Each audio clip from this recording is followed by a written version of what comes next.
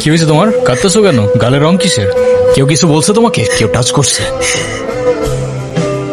কিরে তুই আমার মাল কেন? তুই কি আমার ব্যাচমেট না আমার খালাতো ভাই? তুই করে বলার রাইট কে দিছে তোরে? তোদের না আগেও বলছি ভার্সিটির বাইরের কেউ যেন ক্যাম্পাসের ভেতর না ঢুকে, কথাটা যেন মনে থাকে। একটা ছেলে তোর জন্য এত কিছু করলো আর তুই বোকার মতো কিছু না বলে চলে আসলি। তাহলে কি করা উচিত ছিল আমার? তোর সাথে সাথে ওকে প্রপোজ করা উচিত ছিল। এই তুই এত পাকা পাকা কথা বলতেছিস কেন? চা পড়তে বস। ওই মায়ের জন্য সেদিন ঈশানে ঝামেলা করছিল। উনি কি কোনো পলিটিক্যাল রিলেটেড নাকি? ঈশান ভাইয়া? হ্যাঁ ঈশান। না ভাইয়া, আসলে আমাদের সব স্টুডেন্টসদের ভালো মন্দ গাইড করেন। আসসালামু আলাইকুম ভাইয়া। কি অবস্থা রাইসা? পরে কেউ আর কিছু বলে নাই তো? কি যে বলেন ভাইয়া, আপনি থাকতে কেউ আর ওকে কিছু বলার সাহস পাবে না। ভাইয়া কিছু বলবা? Thank you. তোমার সাথে একদম দেখা করতে আসছে। গিয়ে বল ভাই বিজি, পরে আসতেছি। তোমার মা আসছে ভাই। হ্যাপি বার্থডে বাবা। আপনার মনে আছে অ্যাটলিস্ট? এই দিনটা আমি কি করে ভুলতে পারি বলো? আপনি সবই পারেন। আমি তোমার মা ঈশান। মায়ের সাথে কেউ এভাবে কথা বলে? আমার মা আমাকে অনেকগুলো বছর আগেই ছেড়ে চলে গিয়েছে। আমি তোমাকে ছেড়ে যাইনি। মনে করিয়ে দেওয়ার প্রয়োজন নেই, আমি ভুলিনি। আমি আপনার আঁচল ধরে বারবার বলছিলাম, মা আমায় ছেড়ে যেও না। আপনি আমায় ধাক্কা দিয়ে দূরে সরিয়ে বলেছিলেন যেন আমি আপনার পিছনে আসি। তারপর আমি তো কখনো আসিনি, তো আপনি কেন বারবার চলে আসেন? আমি তোমাকে না দেখে থাকতে পারি না বাবা। আমি তো শুধু তোমার জন্যই আসি। সরি, আপনি অনেক বেশি লেট করে ফেলেছেন। আর এমনিতেও আপনাদের জন্য আমার আর কোনো ইমোশনস কাজ করে না। তুমি ওনাকে বলো নাই তোমার সাথে যেন আর দেখা না করে? ওনাকেও বলছি আর আপনাকেও বলছি, আমাকে আমার মতো থাকতে দেন। কেন কল করেন বারবার? আমি তোমার বাবা। যখন দরকার ছিল তখন তো কেউ ফিরেও তাকাননি আমার দিকে। উনি কি বলতে চায়? কেন এসেছিল? আজকে আমার বার্থডে।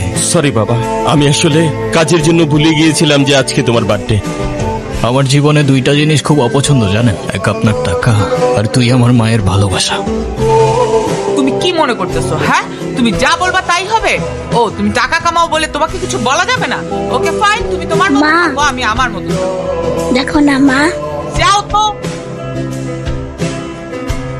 কি রে, কি হইছে? আমার মনে হচ্ছে তুই ঈশান ভাইয়ের সাথে দেখা করতে চাচ্ছিস। আমি ভার্সিটিতে পড়াশোনা করতে যাচ্ছি, এইসব করতে না।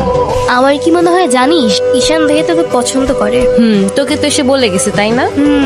বুঝি তো সব, আর বলা লাগবে না। এই শোন, তুই না ঈশান ভাইকে প্রপোজ করে দে। তুই যাবি এখান থেকে নাকি আমি কি ডাক দিব? বলে দিস কিন্তু, বেশি দেরি করিস না। আচ্ছা, ওরা যে প্রপোজ করবো যদি না করে দেয়? আপনি হলেন চেয়ারম্যান স্যারের ছেলে। এই ভার্সিটিতে এমন কোন মেয়ে আছে আপনারে মানা করব? ভাই বলে দেন তো, পরেরটা পরে দেখা যাইব। I love you.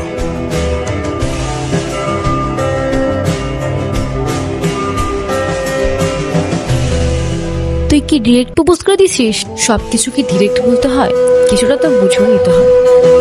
আচ্ছা, যদি না বুঝে, এই আপু তুই ভাইকে ফোন দিয়ে বলে দে না।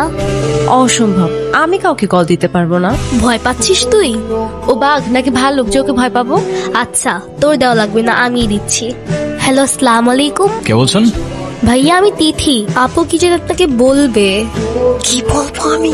কালকে কি আপনি ভার্সিটিতে আসবেন? এটা বলতে কল দিছো? না মানে কালকে কি দেখা করতে পারবা? ঠিক আছে।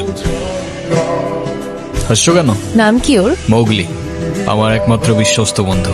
এত মানুষ থাকতে কুকুর কেন?